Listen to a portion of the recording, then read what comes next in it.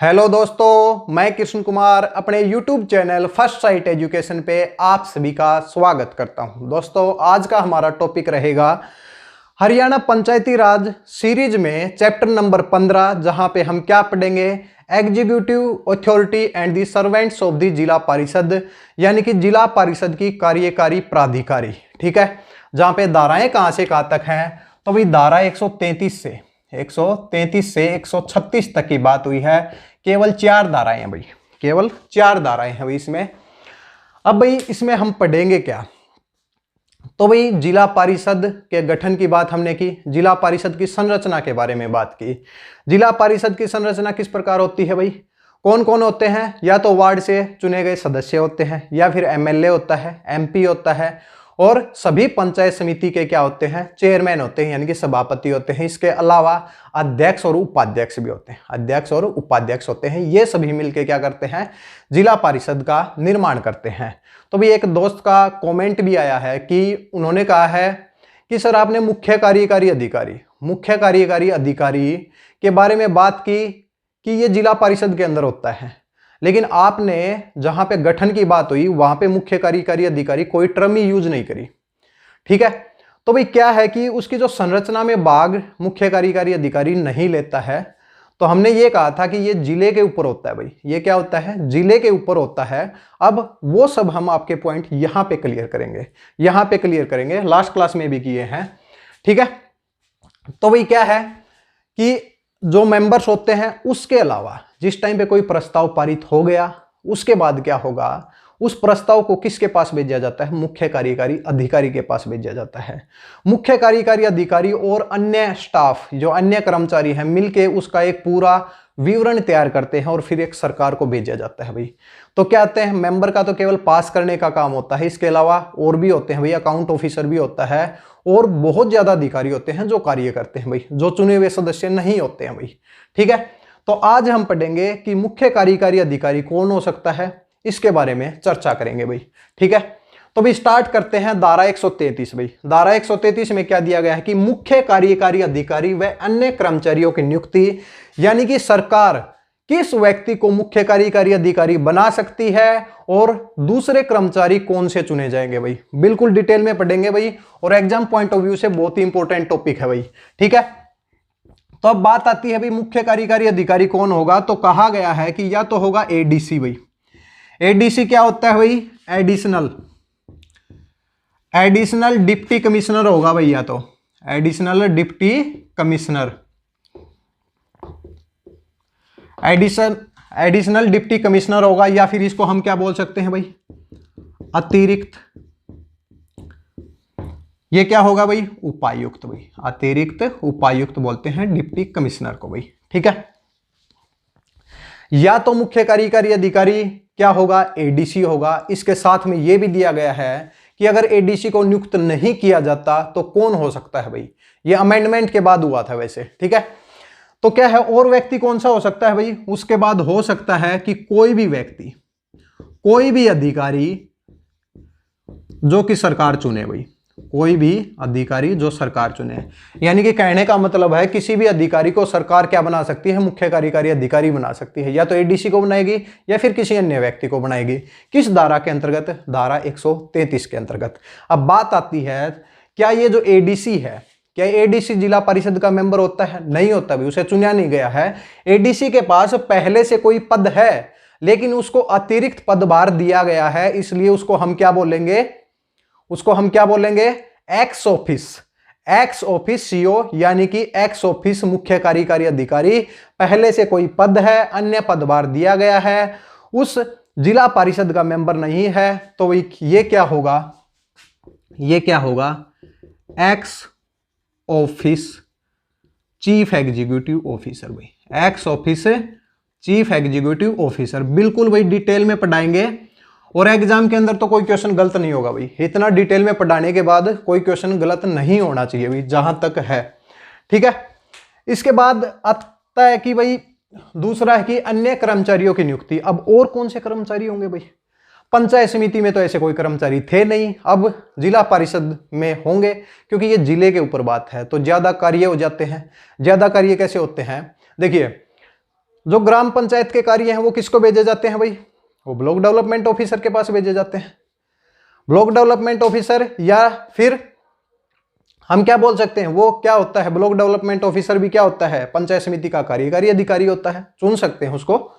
ठीक है, तो अब बात आती है कि अब वो क्या करेगा, वो पंचायत समिति और ग्राम पंचायत दोनों के प्रस्ताव को कहां पे पहुंचाएगा भाई? जिला परिषद के पास।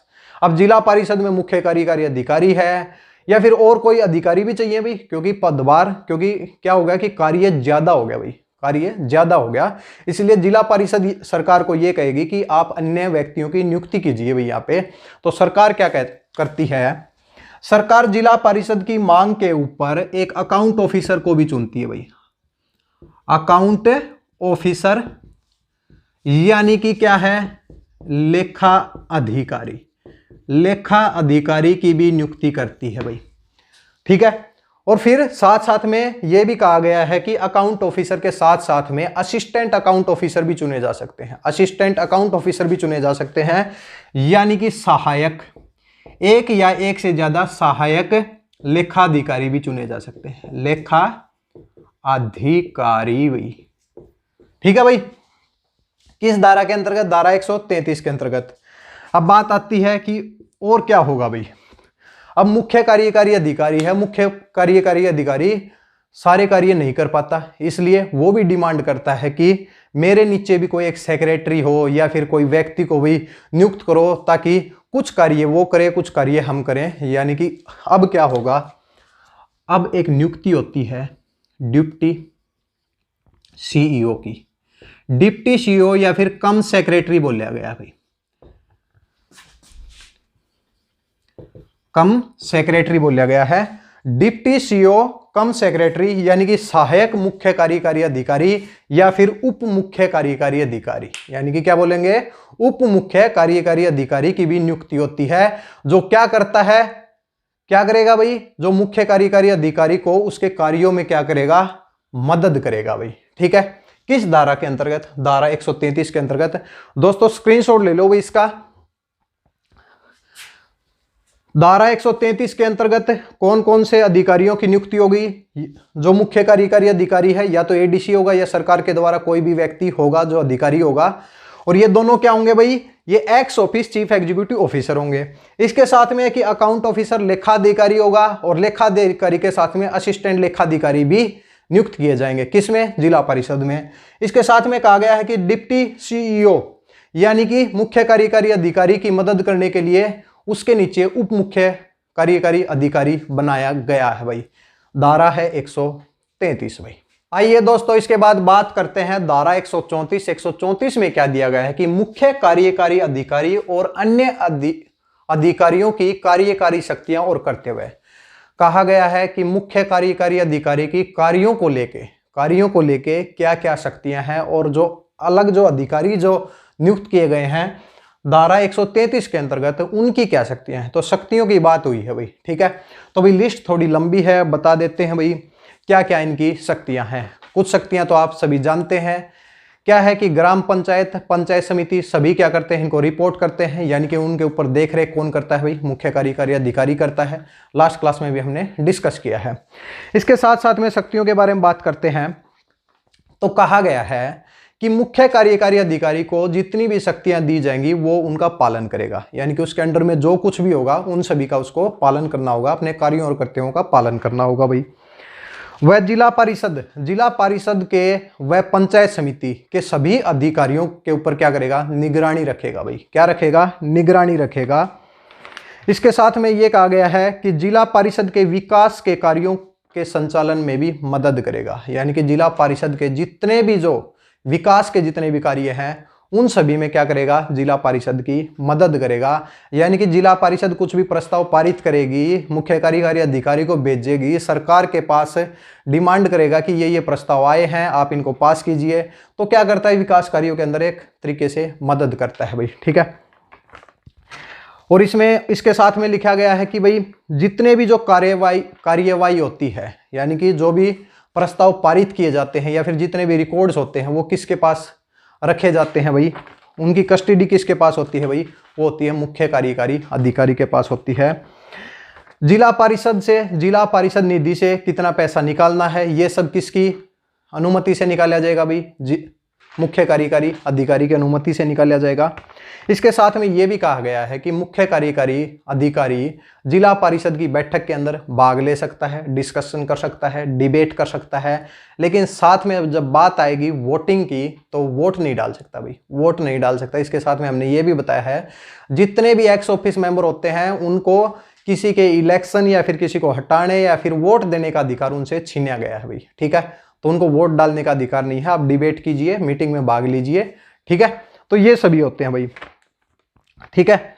इसके साथ में ये भी बताया गया है कि जिस टाइम पे प्रोसीडिंग चल रही है या कार्यवाही चल रही है जिला परिषद की और मुख्य कार्यकारी अधिकारी को लगे कि ये जो प्रस्ताव पारित किए जा रहे हैं ये कानून का उल्लंघन करते हैं, जो इनको अधिकार दिए गए हैं ये उस कानून का उल्लंघन करते हैं, तो क्या करेगा वो? जिला परिषद के मेंबर को ये नोटिफाई करेगा कि भाई जो आप कर रहे हैं ये इस कानून के अंतर्गत नहीं है, आप ज्यादा शक्तियों का यूज कर रहे हैं।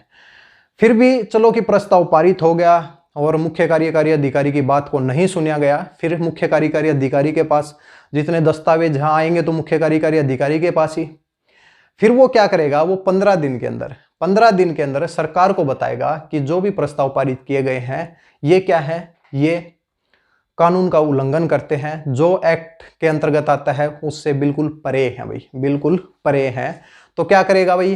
कहने का मतलब ये है कि मुख्य कार्यकारी अधिकारी जिला परिषद की निगरानी रखता है कि क्या हो रहा है, कानूनों के अकॉर्डिंग हो रहा है या नहीं हो रहा, ये सभी करता है भाई, ठीक है।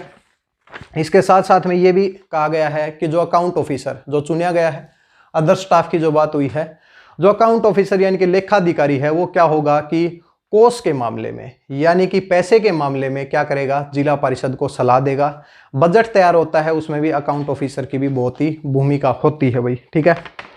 और कहा गया है कि जितना भी बजट तैयार होता है या फिर कोष के मामले में जितने भी जो जवाब होते हैं वो जिला परिषद को अकाउंट ऑफिसर को देने होते हैं भाई। जिला परिषद को जवाब देने के लिए उत्तरदायित्व तो किसका होता है भाई? अकाउंट ऑफिसर का होता है। इसमें भाई अलग अलग टर्म आई हैं। पंचायत समिति तक तो क्या था कि ज्यादा टर्म नहीं थी, इसमें क्या है कि 2-3 टर्म अलग से आ गई। अकाउंट ऑफिसर हो गया, डिप्टी हो गया, उसका सहायक हो गया, इस तरीके की चीजें आई हैं। तो बहुत ध्यान से देखें भाई, क्योंकि यहीं से आपका क्वेश्चन बन सकता है। इसके साथ में ये भी कहा गया है कि डिप्टी सीओ यानी कि कम सेक्रेटरी मुख्य कार्यकारी अधिकारी की उसके कार्यों के अंदर, उसके कार्यों में क्या करेगा? मदद करेगा भाई, ठीक है। यानी कि मुख्य कार्यकारी अधिकारी के नीचे किसको चुना गया है भाई? उप मुख्य कार्यकारी अधिकारी को चुना गया है, जो कि मुख्य कार्यकारी अधिकारी की क्या करेगा? मदद करेगा। तो भाई ये सभी क्या थे? मुख्य कार्यकारी अधिकारी। और उसके अलावा जितने भी जो स्टाफ, जो अन्य कर्मचारी थे, उनकी शक्तियों के बारे में बात हुई है और उनके कर्तव्यों के बारे में बात हुई है। किस धारा में भाई? धारा 134 में भाई, ठीक है। इसके बाद बात करते हैं धारा 135। धारा 135 में क्या दिया गया है भाई? मुख्य कार्यकारी अधिकारी द्वारा रिकॉर्ड्स की मांग का अधिकार, यानी कि chief executive officer right to requisitions the record. Requisition का मतलब होता है मांग करना भाई। कहा गया है कि मुख्य कार्यकारी अधिकारी किसी भी रिकॉर्ड की मांग कर सकता है। मांग किसके पास करेगा भाई? जिले के ऊपर है भाई मुख्य कार्यकारी अधिकारी। तो क्या करेगा? सबसे पहले आ जाओ भाई ग्राम पंचायत में। तो ग्राम पंचायत के जितने भी रिकॉर्ड्स हैं या फिर संपत्ति है उन सभी की। इसके साथ में आ जाओ भी पंचायत समिति भाई। पंचायत समिति में जितने भी रिकॉर्ड्स हैं, किसी के पास भी हो, कोई भी व्यक्ति हो, किसी के पास भी हैं, उन सभी के रिकॉर्ड्स भाई। फिर आ जाओ भी जिला परिषद में। जिला परिषद में जितने भी रिकॉर्ड्स हैं, तो कहा गया है कि मुख्य कार्यकारी अधिकारी ग्राम पंचायत, पंचायत समिति, जिला परिषद के सभी रिकॉर्ड्स की लिखित रूप में मांग कर सकता है। यानी कि जिस भी अधिकारी के पास, जिस भी व्यक्ति के पास वो मांग करेगा, वो उन सभी दस्तावेज को लेके मुख्य कार्यकारी अधिकारी के पास जाएगा भी। अब बात आती है, ये तो क्या है? ये तो जर्नल ऑर्डर है कि भाई लेके आइए। अब क्या करे कि भाई जो जिसको बोला गया है, जिस भी व्यक्ति को बोला गया है, वो रिकॉर्ड्स लेके नहीं पहुंचता, यानी कि रिकॉर्ड्स देने से मना करता है। ग्राम पंचायत, पंचायत समिति या जिला परिषद उसको रिकॉर्ड देने से मना करती है, तो क्या होगा? तो मुख्य कार्यकारी अधिकारी के पास ये शक्ति है कि वो सर्च वारंट इश्यू कर सकता है। सर्च वारंट इश्यू कर सकता है जिसमें और कोई व्यक्ति जाएगा और उन सभी को क्या करेगा? कलेक्ट करेगा, यानी कि इकट्ठा करेगा भाई, ठीक है। इसके साथ में जिस टाइम पे रिकॉर्ड्स को मंगाया गया है, फिर क्या होगी? उसकी जांच होगी भाई कि ये रिकॉर्ड्स को मंगाया क्यों जाता है। इसलिए तो मंगाया जाता है कि उनकी जांच करनी है भाई। लेकिन जिस टाइम पे जांच होगी तो उस रिकॉर्ड्स में कहाँ पे पैसा गया है, कहाँ पे पैसा छिपाया गया है, कितना पैसा लगाया गया है, कितना नहीं लगाया गया, इसका जवाब अगर ग्राम पंचायत का रिकॉर्ड है तो ग्राम पंचायत का जो हर व्यक्ति है, जो ग्राम पंचायत में सरपंच हो गए या फिर क्या हो गए पंच हो गए, सभी क्या होते हैं जवाब देने के लिए उनका क्या होता है उत्तरदायित्व होता है। सभी किसको जवाब देंगे, मुख्य कार्यकारी अधिकारी को जवाब देंगे। इसके साथ में कहा गया है कि जिस टाइम पे जांच के दौरान मुख्य कार्यकारी अधिकारी कोई डिसीजन ले लेता है, कोई निर्णय ले लेता है, तो वही फिर ग्राम पंचायत, पंचायत समिति या जिला परिषद को लगे कि ये निर्णय सही नहीं है, तो तीनों के पास, ग्राम पंचायत, पंचायत समिति और जिला परिषद के पास अपील करने का अधिकार भी दिया गया है। अपील करने का अधिकार भी दिया गया है। अपील होगी किसको? क्वेश्चन ये बनता है कि अपील होगी किसको? तो भाई अपील होगी उस डिवीजन के कमिश्नर के पास, भाई उस डिवीजन के कमिश्नर के पास यानी कि आयुक्त के पास। तो भाई यहां पे क्या होगा, किसको अपील हो सकती है भाई? कमिश्नर को होगी भाई। किसको होगी? कमिश्नर यानी कि आयुक्त, यानी कि उस डिवीजन का जो कमिश्नर है उसको क्या कर सकते हैं आप? अपील कर सकते हैं। डिप्टी कमिश्नर को नहीं कर सकते, कमिश्नर को करनी पड़ेगी भाई। ठीक है, किस धारा के अंतर्गत भाई? धारा 135 के अंतर्गत भाई। आइए दोस्तों इसके बाद बात करते हैं धारा 136। आज की क्लास की भाई हमारी लास्ट धारा है। क्या कहा गया है कि अधिकारियों को सलाह के लिए बुलाने की शक्ति यानी कि power to call upon the officer to the tender advice, ये शक्ति किसकी भाई? जिला परिषद की। तो क्या है भाई? सरकार के दिशा निर्देश के अनुसार जिला परिषद मुख्य कार्यकारी अधिकारी की अनुमति से किसी भी डिपार्टमेंट के अधिकारी को बुला सकती है। किसी भी डिपार्टमेंट के अधिकारी को बुला सकती है। जैसे कि जिला परिषद है तो उस जिले में कोई भी अधिकारी, या तो वो अधिकारी किसका है भाई? किसी एजुकेशन से रिलेटेड है, या फिर हेल्थ से रिलेटेड है, पीडब्ल्यू डिपार्टमेंट से रिलेटेड है, यानी कि किसी भी डिपार्टमेंट से हो तो उसको क्या कर सकती है? जिला परिषद बुला सकती है, मीटिंग में शामिल होने के लिए बुला सकती है। मीटिंग में भी क्यों बुलाया गया है? मीटिंग में इसलिए बुलाया जाता है ताकि मीटिंग के अंदर जो कुछ भी डिस्कस होता है वो उसी डिपार्टमेंट का होता है। क्या पता मीटिंग में एजुकेशन से रिलेटेड कोई फैसले लेने हो तो किसको बुलाएंगे भाई? एजुकेशन से रिलेटेड जो अधिकारी है उसको बुलाया जाएगा भाई, शिक्षा अधिकारी को बुलाया जाएगा। तो ये जिला परिषद के पास शक्ति है। सबसे पहले क्या होगा? सरकार की सहमति लेनी होगी, उसके बाद मुख्य कार्यकारी अधिकारी की सहमति से जिला परिषद किसी भी अधिकारी को मीटिंग में शामिल होने के लिए बुला सकती है। और मीटिंग में जब शामिल होगा तो वो अधिकारी क्या करेगा? अपने डिपार्टमेंट के बारे में सलाह देगा कि क्या क्या कार्य करने चाहिए और क्या क्या कार्य किए गए हैं और आगे क्या कार्य किए जाएंगे। ठीक है, किस धारा के अंतर्गत भाई? धारा 136 के अंतर्गत भाई। ठीक है, तो भी दोस्तों आज की क्लास में हमने केवल 4 धाराएं पढ़ी हैं। चैप्टर नंबर 15 है जहां पे क्या बात हुई है? जिला परिषद की कार्यकारी प्राधिकारी के बारे में बात हुई है। दोस्तों ये भी क्वेश्चन बन जाते हैं, बहुत ज्यादा क्वेश्चन तो यही बने अब की बार ग्रामस्ट्रीम में कि भाई कौन सा चैप्टर है, किस चीज से रिलेटेड है, कौन कौन सी धाराएं किस चैप्टर के अंतर्गत आती हैं। तो ये भी बहुत ज्यादा क्वेश्चन बन सकते हैं भाई। आप ये मत समझें कि आपकी डायरेक्ट ही धारा पूछी जाएंगी, आपके पास ऊपर से भी क्वेश्चन पूछे जा सकते हैं। ये पूछ लिया जाए कि बताइए कि executive authority and the servants of जिला परिषद के अंतर्गत कौन कौन सी धाराएं आती हैं, कौन कौन सी धाराएं आती हैं। और आपको ऑप्शन के अंदर दिया जाएगा 133 से 136 या फिर 136 से 140, 140 से 145, इस प्रकार आपके ऑप्शन पुट किए जा सकते हैं। इसलिए आप सभी को भाई ध्यान से पढ़ें भाई। हमारी जो पहली क्लास है उसके अंदर हमने क्या किया है? डिवीजन ही किया है, चैप्टर का डिवीजन किया है और साथ साथ में जो हम पढ़ा रहे हैं वो क्या है? वो सब डिवीजन है भाई। ठीक है, उम्मीद करते हैं दोस्तों आप सभी को सभी पॉइंट क्लियर हो रहे होंगे। अगर अभी तक चैनल को सब्सक्राइब नहीं किया है तो चैनल को सब्सक्राइब करें। आपका हरियाणा ग्राम सेवक का एग्जाम बहुत ही जल्द होने वाला है, तो भैया आपके लिए बहुत ही खुशी की बात है कि आपका एग्जाम आखिरकार हो ही गया।